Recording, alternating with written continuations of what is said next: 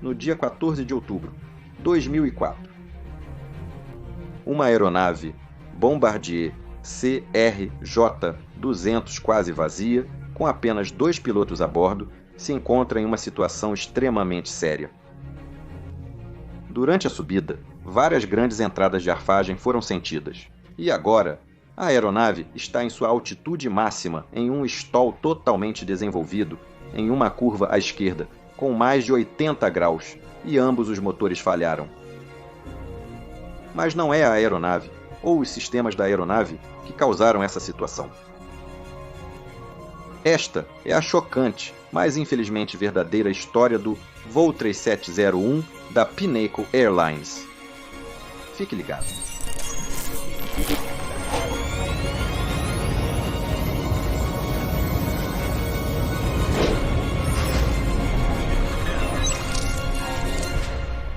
A história que levou ao acidente do voo 3701 da Pinnacle começou cedo, no dia 14 de outubro de 2004. A aeronave do acidente, que era um Bombardier CRJ-200. O voo estava programado de Little Rock para Minneapolis, com passageiros. Porém, quando a tripulação alinhou o avião na pista em Little Rock e ajustou o empuxo para decolar, receberam uma mensagem ACAS, relacionada ao sistema de sangria de ar do motor direito. Então, a tripulação abortou a decolagem. Eles voltaram para o pátio em Little Rock e convocaram alguns engenheiros. Os engenheiros tiveram dificuldades para encontrar o problema com o motor, então chamaram mais mecânicos para ajudar. Enquanto isso estava acontecendo, os passageiros foram redirecionados para um voo diferente, que os levou para Minneapolis. Então isso significava que após algumas horas, quando o pequeno defeito foi encontrado e corrigido, a aeronave ainda estava parada no pátio em Little Rock. Porém, a companhia aérea necessitava daquela aeronave para voar no dia seguinte, saindo de Minneapolis. Então, precisavam transportá-la para lá. Então eles chamaram uma equipe de reserva. A equipe que foi convocada para operar o voo consistia em um capitão que tinha 31 anos de idade, 6.900 horas de tempo total e 973 horas no CRJ-200. Ele era um homem de família, felizmente casado, com comentários de treinamento principalmente bons. Junto com ele estava um primeiro oficial de 23 anos. Ele estava voando pela Pinnacle há pouco mais de 6 meses. Na época, ele tinha 761 horas de tempo total, 222 no CRJ-200. E ele foi descrito como uma pessoa realmente feliz e positiva, que estava muito satisfeito com sua posição na Pinnacle. Os 2 pilotos foram transportados passivamente como tripulantes em um voo de Detroit. Eles chegaram em Little Rock por volta das 20h36 da noite, e ambos foram descritos como estando de bom humor, bem descansados por pessoas que se encontraram com eles no solo. E de acordo com a esposa do capitão, esses 2 pilotos nunca haviam voado juntos antes. Antes de prosseguirmos, eu só quero destacar um pouco sobre esses tipos de voos de posicionamento. Então eles são bastante raros, obviamente, porque a companhia aérea não gosta de voar com aeronaves vazias. Por isso, há sempre um sentimento de estar fazendo algo especial ao operar um voo de posicionamento. Não há tripulação de cabine, nem passageiros a bordo. E por causa disso, você também como piloto tem que fazer algumas coisas extras, como operar as escadas aéreas, se tiver alguma.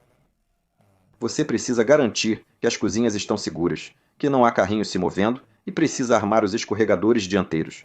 Em caso de evacuação, raramente há pressões de tempo em um voo de posicionamento, como neste caso, por exemplo. A tripulação precisava levar o avião para Minneapolis para uso no dia seguinte. E por causa disso, é provável que havia um clima bastante bom e meio festivo na operação. Outras coisas que você também precisa lembrar é que quando você está operando um voo vazio como este, a aeronave não se comporta como normalmente faz. Você está muito mais leve, então o desempenho vai ser diferente. Você poderá realizar atividades além do habitual.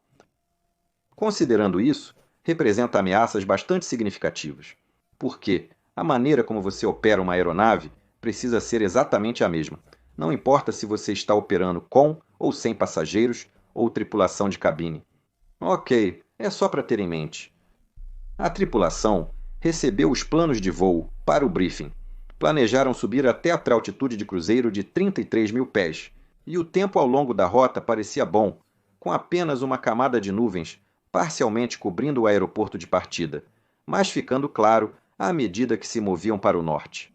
Às 21h21, o CRJ-200 decolou do aeroporto de Little Rock, e quase imediatamente ficou aparente que esta aeronave não estava sendo pilotada da maneira que deveria ser. Porque apenas 5 segundos após a decolagem, a uma altitude de cerca de 450 pés, o primeiro de vários comandos de arfagem muito grandes veio do cockpit. O primeiro causou uma carga lateral G de 1,8 Gs. Ele arremessou a altitude a 22 graus de nariz para cima, causando uma subida de 3.000 pés por minuto. Isso foi, então, rapidamente seguido por um evento de agitação do manche e depois um evento de empurrão do manche, como quando a aeronave está empurrando o nariz para frente. Isso foi seguido por entradas totalmente para frente no manche, que nivelou a aeronave e causou uma carga lateral de cerca de 0,6 G. Agora, não havia indicação de por que isso aconteceu, porque, infelizmente, não havia dados salvos do gravador de voz copiado deste início do voo, mas do gravador de dados de voo. Essa foi a primeira de 3 dessas entradas, que abordaremos em seguida.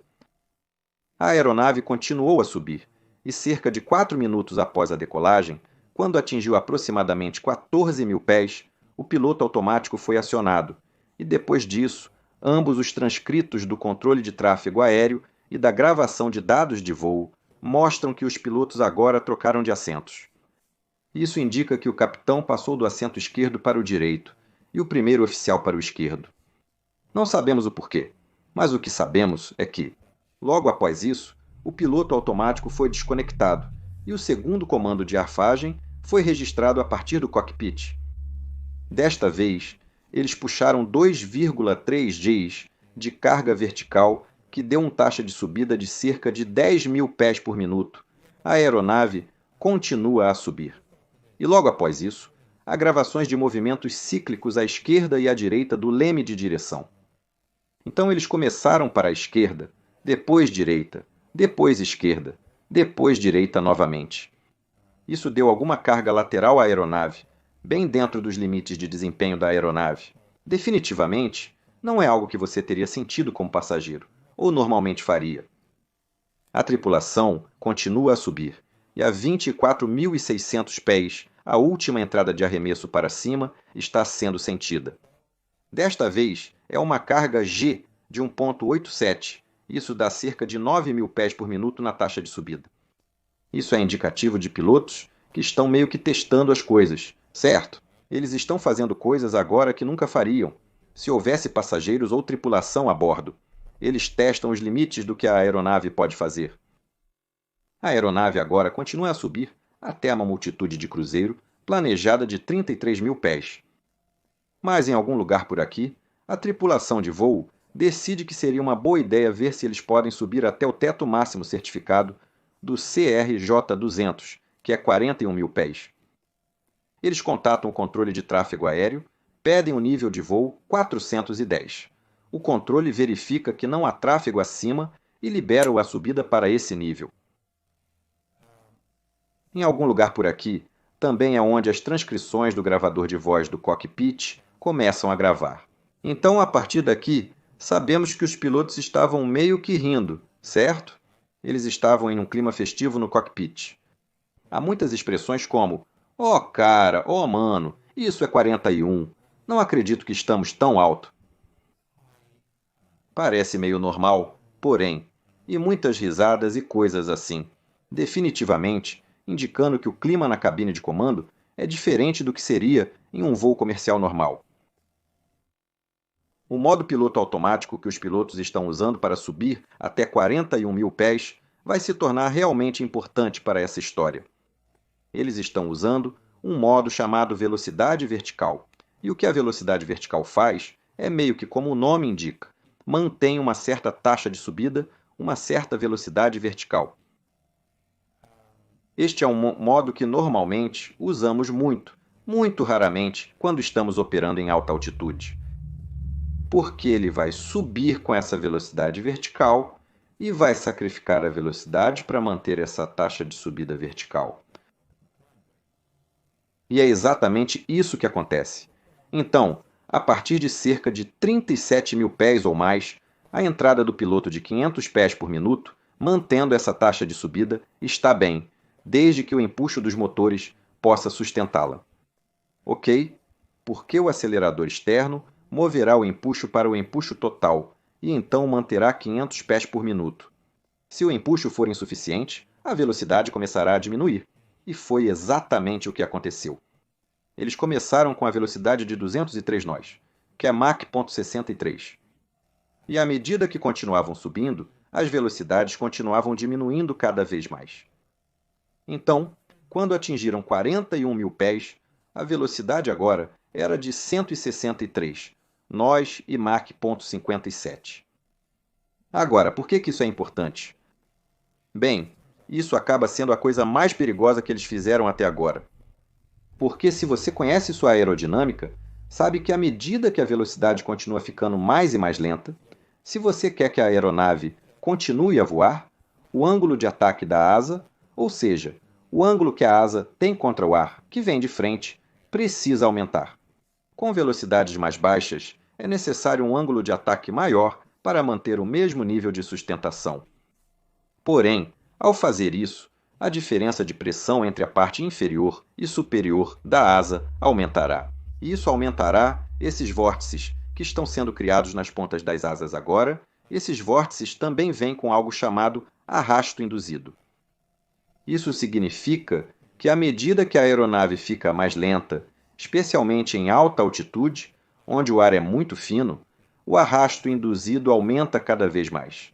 E a aeronave pode acabar em uma situação que nós, pilotos, nos referimos como estar no final da curva de arrasto. Essencialmente, isso significa que, à medida que a aeronave desacelera, o arrasto aumenta, fazendo com que ela fique cada vez mais lenta. E a menos que você tenha empuxo suficiente do motor para se puxar para fora para acelerar a aeronave, para reduzir esse arrasto. A aeronave acabará entrando em stall, correto? Ela não retornará a essa velocidade sozinha. E outro problema que você tem quando está nessas altitudes é que o ar é tão fino que o empuxo do motor é muito reduzido. Os motores não serão tão eficientes em altitude elevada. Então, somos realmente cuidadosos quando operamos em altitudes mais altas por causa disso, certo? Isso é algo que observamos constantemente durante a subida. Por isso, a velocidade vertical é um modo que pode ser muito perigoso. E, na verdade, isso é provavelmente a coisa mais perigosa que eles fizeram até este ponto. Embora todas as outras coisas que eles fizeram sejam muito mais espetaculares, os pilotos deste voo não parecem reconhecer este problema. Em vez disso, eles estão animados por terem se juntado ao clube dos 41K. Eles estão discutindo repetidamente sobre o quão legal isso é. E eles também estão, neste ponto, sendo transferidos de um controlador de tráfego aéreo para o outro. O novo controlador de tráfego aéreo pergunta o tipo de aeronave que eles estão pilotando. Quando respondem que é um CRJ-200, o controlador basicamente responde: "Oh, nunca vi vocês tão alto antes." O capitão responde: "Não temos passageiros a bordo, então decidimos nos divertir e subir até aqui. E este é realmente nosso teto de serviço." Então isso meio que destaca isso. Não havia razão operacional para a tripulação subir a 41 mil pés. O único motivo pelo qual eles fizeram isso foi porque queriam experimentar algo, sabe, para entrar no clube dos 41K. O capitão oferece uma bebida ao primeiro oficial, que brinca sobre conferir se o armário de bebidas está trancado. Mas então ele pede um Pepsi. O capitão vai preparar o Pepsi para o primeiro oficial. Quando ele volta, parece que está começando a perceber que essa não é uma boa situação em que eles estão. Porque ele diz: Estamos perdendo aqui." Vai ser. Vamos descer em segundos e isso. E isso não vai Não vai manter o bar à altitude, vai? E o primeiro oficial responde com não pode, cara. Nós meio que lubrificamos aqui, mas não vai ficar. Isso indica exatamente o que falávamos antes. Eles estão tão atrás na curva de arrasto que, mesmo com o empuxo ajustado para manter velocidade e altitude, a velocidade continua desacelerando, como mostrado na fita de velocidade.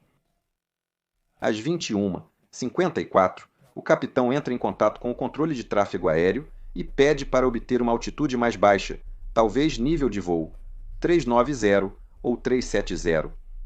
Mais segundos após ele chamar. O primeiro tremor do manche ocorre quando a aeronave atinge 150 nós de velocidade do ar indicada. Isso é seguido por mais 4 eventos de tremor do manche e 4 eventos de empurrão do manche para cada um desses. Toda vez que o empurrador do manche é ativado, o nariz é empurrado para baixo para ganhar velocidade do ar, mas quase imediatamente depois disso, o nariz é puxado para cima novamente para manter a altitude. Isso tem como consequência que a velocidade continua diminuindo cada vez mais. E a atitude do ângulo de ataque da aeronave está ficando cada vez mais alta, e a maior altitude indicada foi de 29 graus com o nariz para cima a 41.000 pés. Quando isso aconteceu, no quinto agitador de manche e no quarto empurrador de manche, a aeronave entra em uma parada aerodinâmica. Quando isso acontece, ambos os motores 1 e 2 se apagam quase simultaneamente e a aeronave entra em uma curva. Com a asa esquerda baixa, ela inclina até 82 graus à esquerda e mergulha com 32 graus de nariz para baixo. Nos 14 segundos seguintes, os pilotos estão inserindo comandos e conseguem colocar a aeronave sob controle, mas perdem 7.000 pés no processo. Durante a recuperação, o capitão conseguiu chamar o controle de tráfego aéreo. Ele disse: "Estamos declarando uma emergência, aguarde." E então ele está focando nas ações do primeiro oficial no assento à esquerda. O controle de tráfego aéreo retorna e dá a eles uma autorização para descer 24.000 pés, o que o capitão reconhece. Enquanto isso está acontecendo, o ADG, o gerador movido a ar, que é semelhante a um Ram Air Turbine, uma turbina de ar Ram, no Airbus, está sendo implantado na corrente de ar. Podemos ouvir isso nos gravadores de voz do cockpit, porque faz bastante barulho no ar. E cerca de 20 segundos após a parada inicial, alguém no cockpit chama: "Não temos nenhum motor." E o capitão responde com falha dupla do motor. Em seguida, o capitão começa a executar a lista de verificação de falha dupla do motor, que contém alguns itens de memória. Um desses itens de memória é garantir que a velocidade do ar da aeronave não caia abaixo de 240 nós. Agora, isso não está muito claramente escrito na lista de verificação, apenas diz velocidade do ar, 240 nós, não especifica claramente que esse é o mínimo. E essa será uma das mudanças que resultarão deste acidente eventualmente. Enquanto eles estão descendo agora, não estão mantendo 240 nós, mas sim uma velocidade menor, entre 170 e 200 nós indicados. A lista de verificação de falha dupla do motor orienta a tripulação quando estão entre 21.000 e 13.000 pés de altitude, para considerar uma partida de catavento, e o início dessa lista de verificação é que você precisa manter 240 nós. Estabilize-se lá e quando estiver pronto para tentar iniciar os motores, como um catavento, ou seja, usando o fluxo de ar da velocidade da aeronave para girar os componentes do motor. Para iniciá-los, é necessário inclinar a aeronave para frente até atingir 300 nós indicados. O capitão lê o texto e ordena ao primeiro oficial: "Incline para frente, me dê 300 nós, incline mais." O primeiro oficial faz isso, certo? Ele inclina na aeronave para a frente, com cerca de 5 graus de nariz para baixo, mas sempre volta a incliná-la para cima. Então, a maior velocidade que a aeronave atinge durante essa manobra é de 236 nós, que é menor que o mínimo de 240 necessário. E você vai entender por que isso é tão importante mais tarde neste vídeo. Enquanto o capitão lida com a lista de verificação de motor duplo, o alerta de altitude da cabine é acionado. O sistema de pressurização em aviões modernos utiliza ar sangrado dos motores para pressurizar a aeronave.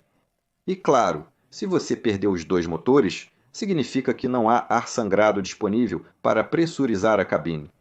Enquanto eles lidam com a lista de verificação, a altitude da cabine tem aumentado de forma constante. Agora eles estão numa posição onde precisam usar as máscaras. Há um pouco de ambiguidade no gravador de voz da cabine e no gravador de dados de voo sobre quando eles realmente colocaram as máscaras, mas eles colocaram as máscaras durante esse tempo. Apesar dos acontecimentos, o capitão insiste que o primeiro oficial abaixe o nariz da aeronave para aumentar a velocidade. Mas isso realmente não acontece, e o capitão não insiste mais nisso. A aeronave agora está descendo por volta de 29.200 pés. E até este ponto, a energia elétrica foi fornecida pelo gerador movido a ar, o ADG. Neste ponto, seguindo a lista de verificação de falha dupla do motor, o capitão decide ligar a unidade de energia auxiliar, a APU. Isso é crucial, pois aqui a APU fornecerá energia elétrica total para a aeronave, além de também prover energia pneumática. Se a tentativa de partida por ventilação falhar e for necessário fazer uma tentativa de reinicialização assistida por APU posteriormente. Também quero destacar neste ponto que a aeronave está quase a 30.000 pés, e mesmo que eles não tenham dois motores a 30.000 pés, eles têm uma boa distância de planeio, certo? Com a velocidade e altitude atuais, podem alcançar uma grande área ao redor, incluindo cerca de 6 aeroportos dentro da distância de planeio neste momento. Agora, isso serve como um bom lembrete de que se você se encontrar em uma situação como esta, se você é um piloto, dividir as funções no cockpit é realmente importante. O piloto que está voando em uma situação como essa tem que assumir o pior. Perdemos os dois motores e pode ser que não consigamos reiniciá-los. Então, qual será o meu plano? Entre em contato com o controle de tráfego aéreo. Aponte para um aeroporto dentro de sua distância de planeio. Provavelmente mantenha-se um pouco alto e apenas mire nisso. Comece a preparar as placas. Comece a se informar silenciosamente para poder chegar a um desses aeroportos. Agora, o piloto monitorando do outro lado deve se concentrar em executar a lista de verificação com precisão, tentando pelo menos iniciar um dos motores, porque se eles conseguirem iniciar um motor, terão muito mais opções e muito mais tempo disponível. Mas neste caso, parece que a tripulação está totalmente focada apenas em tentar ligar os motores, certo? O primeiro oficial está mantendo uma direção em grande parte para o norte, nordeste. E não estão ocorrendo discussões sobre quais aeroportos escolher. Nem estão eles falando com o controle de tráfego aéreo e dando a eles qualquer tipo de indicação de quão grave é esse problema. Neste momento, o controle de tráfego aéreo contata a aeronave para verificar seu status e o tipo de falha e emergência que estão declarando. Lembre-se, até agora, eles apenas declararam emergência e pediram ao controle de tráfego aéreo para aguardar. O que significa que o controle de tráfego aéreo vai presumir isso? Eles estão muito ocupados trabalhando na lista de verificação e provavelmente não entrarão para interrompê-los. Contudo, o controle de tráfego aéreo considera que o tempo tem sido muito longo. Eles precisam de mais informações sobre a situação atual. Então eles perguntam a eles e o capitão responde. E o que o capitão diz é que, bem, tivemos uma falha no motor aqui em cima e agora estamos tentando descer para reiniciar o outro motor. Isso não é verdade, certo? Sim, eles tiveram uma falha no motor, mas também tiveram uma segunda falha no motor. E a diferença entre uma aeronave que está voando com um motor querendo reiniciar o outro e uma aeronave voando sem nenhum motor é enorme. Uma é uma emergência imediata, a outra é uma situação bem controlada. Então o controlador volta e diz: entendo, voo controlado com um motor. E não há resposta do capitão para essa pergunta. À medida que a aeronave continua a descer, o capitão tenta reiniciar os motores usando o APU. Ele faz 4 tentativas de reinício separadas, 2 em cada motor, todas sem sucesso. A rotação do N2 está presa em zero, não se move de maneira alguma. Ao se aproximarem dos 13.000 pés, eles solicitam ao controle de tráfego aéreo uma descida adicional. O controle de tráfego aéreo pergunta: vocês precisam pousar? E o capitão simplesmente responde que: não, ainda estamos tentando reiniciar este motor. Então, neste ponto, tão baixo quanto 13.000 pés. O controle de tráfego aéreo ainda não sabe que estão lidando com uma aeronave que não tem nenhum motor.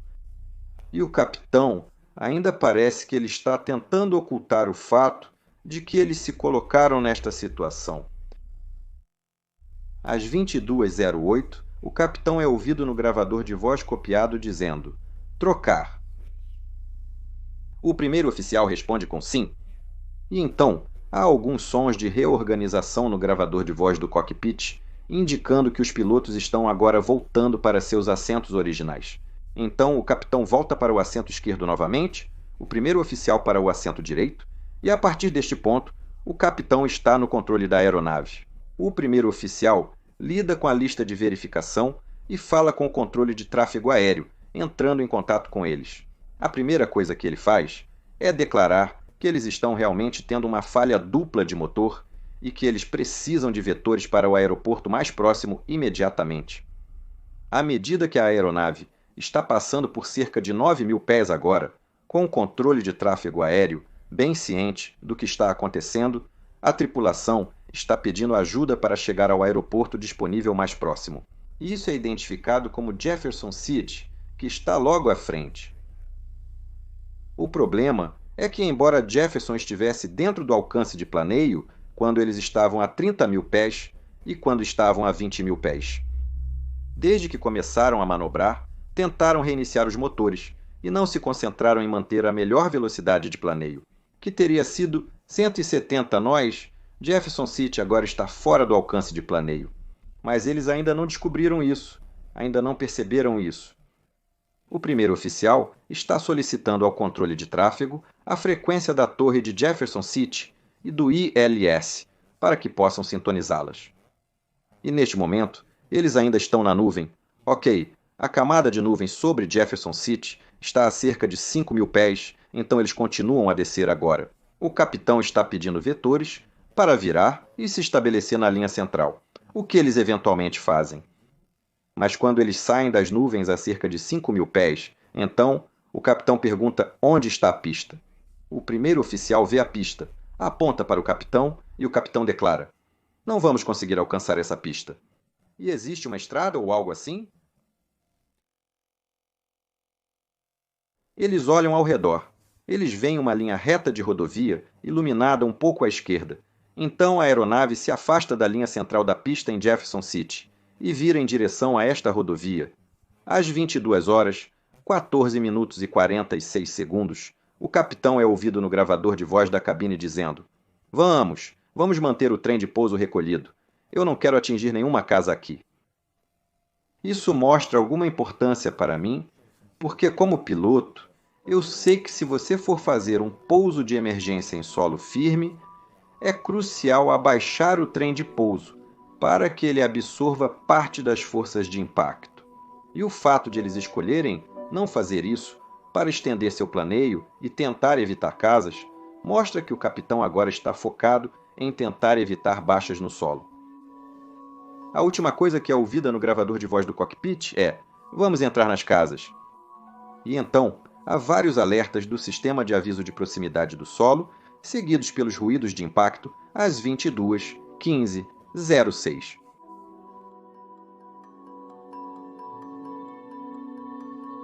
A aeronave raspa em algumas árvores e uma garagem antes de impactar o solo dentro de uma área populosa. Ela capota e explode em chamas ao pousar. Ambos os pilotos são perdidos no impacto, mas felizmente não há ferimentos em nenhuma pessoa no solo. A equipe de investigação de aeronaves chegou rapidamente ao local em Jefferson City e começou a coletar dados e informações sobre as possíveis causas do ocorrido. Rapidamente, eles encontraram o gravador de voz da cabine e o gravador de dados de voo intactos. E a partir disso, eles conseguiram construir uma imagem bastante clara do que havia acontecido. Obviamente, o foco principal estava na maneira como os pilotos agiram até que eles entraram em stall a 41 mil pés. Porém, algumas perguntas precisavam de respostas. Primeiro, por que o piloto, neste caso o primeiro oficial, agiu da maneira que agiu quando confrontado com os avisos de stall? Segundo, por que os motores da aeronave se apagaram quando a aeronave entrou em stall e por que eles não conseguiram fazer os motores funcionarem novamente? Agora, vamos entrar nos aspectos técnicos disso. Para responder à primeira pergunta, sobre por que o primeiro oficial agiu da maneira que fez quando confrontado com os avisos de stall, eles precisaram retornar para o treinamento na Pinnacle Airlines. E ficou muito claro, pela organização de treinamento, que a maneira como as equipes estavam sendo treinadas para lidar com stalls iminentes era evitar entrar em um stall totalmente desenvolvido. Então, usar o agitador de manche ou o início das vibrações como uma primeira indicação de stall e agir de acordo para tentar tirar a aeronave do stall. Aumente a velocidade e reduza o ângulo de ataque rapidamente. Mas também ficou claro para a equipe de investigação que esse tipo de treinamento era feito raramente em altas altitudes. Tendia a ser feito em torno de 10 mil pés em diferentes configurações. E muita ênfase neste tipo de treinamento era tentar corrigir a situação de stall, como aumentar a velocidade do ar e diminuir o ângulo de ataque, mas também minimizar a perda de altitude. E isso era comum em toda a indústria na época do acidente. Acreditava-se que os stalls ocorriam principalmente quando a aeronave fazia parte da aproximação, circuito de tráfego, e, portanto, o terreno seria um grande problema. Então, uma vez que a ameaça imediata de stall foi resolvida bem, então a perda de altitude precisava ser minimizada, e também em torno de 10 mil pés e abaixo, os motores são muito potentes. Os motores têm a possibilidade de quase tirar uma aeronave de um stall.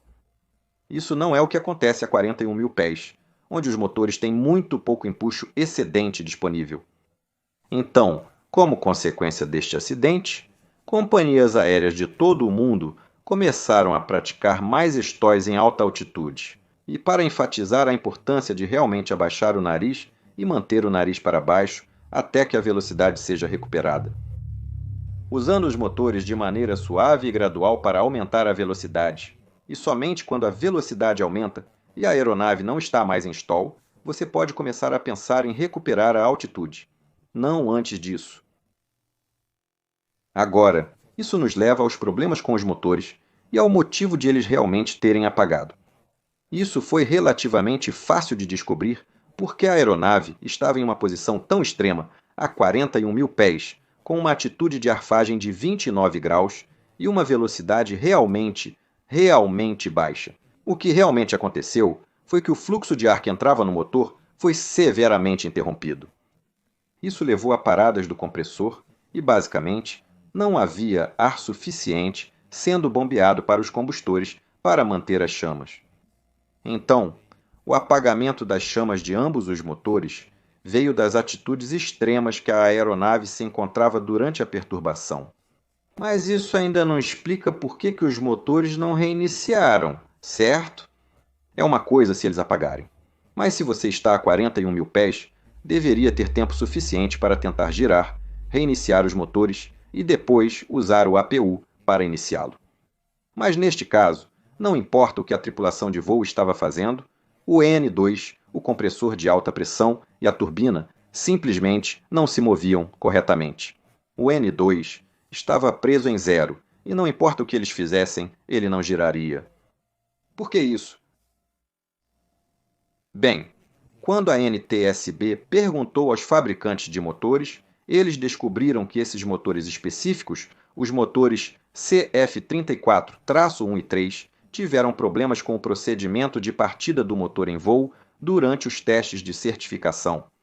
Ou seja, se o núcleo do motor fosse permitido desacelerar até zero, ele poderia enfrentar algo chamado bloqueio do núcleo. E o que basicamente é um bloqueio do núcleo é que ele tem a ver com uma vedação de ar dentro da turbina de alta pressão. Agora, essa vedação de ar, ela direciona o fluxo de ar e o resfriamento dentro do motor. E por que faz isso? Precisa ser realmente muito apertado.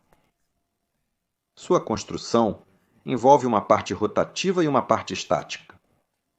Agora, a parte rotativa tem alguns dentes que moem pequenas ranhuras na parte estática mais macia ao redor dela.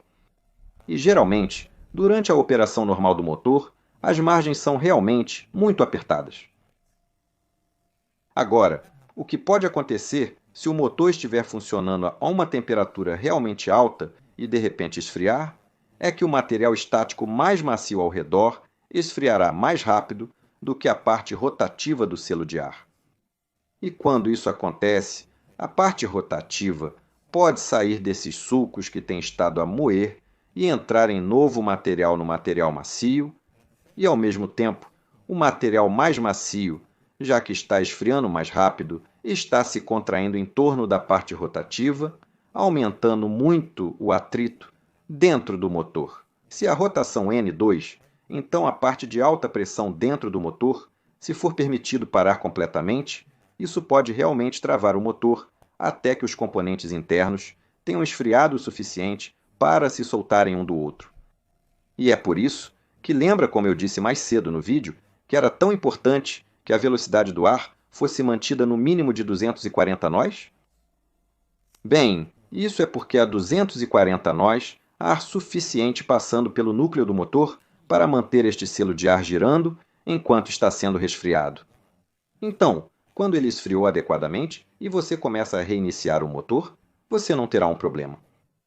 Mas como você sabe, nesta ocasião específica, uma vez que os pilotos forçaram a aeronave a subir até 41 mil pés e permitiram que a velocidade do ar diminuísse tanto. Isso significava que os motores estavam operando quase em plena potência, aquecendo-os muito, sem receber muito ar de resfriamento passando pelo núcleo.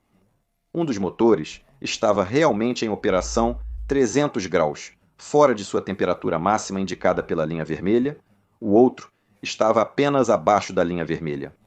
E quando os pilotos finalmente colocaram a aeronave naquela situação crítica, onde estavam a 29 graus, e a aeronave entrou em stall, bem, então os motores estariam superaquecidos e de repente apagaram, resfriando muito rapidamente, já que estão nas temperaturas realmente frias que temos a 41 mil pés. Então a aeronave estava descendo a uma velocidade menor, permitindo que esse bloqueio do núcleo ocorresse. E foi isso que aconteceu.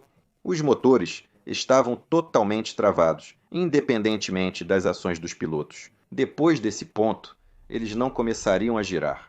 A única coisa que teria permitido que eles reiniciassem os motores seria mais tempo para os componentes internos esfriarem o suficiente para se soltarem um do outro.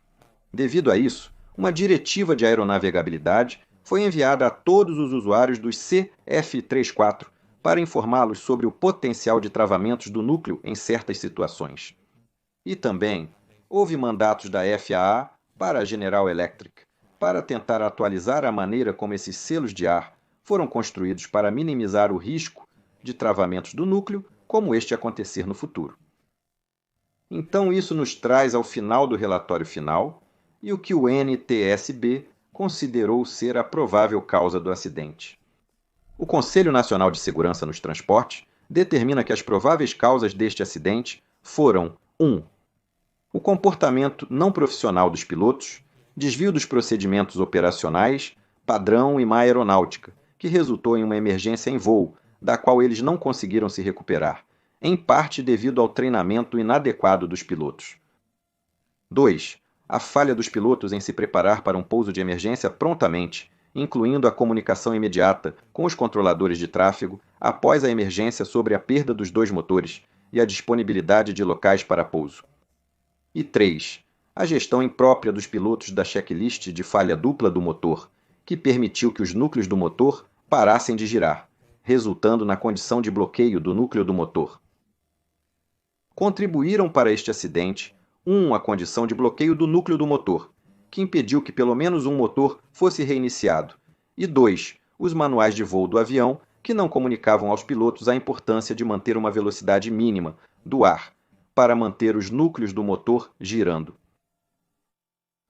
Sei que este vídeo pode despertar alguns sentimentos em você, sentimentos como raiva, decepção, choque e admiração.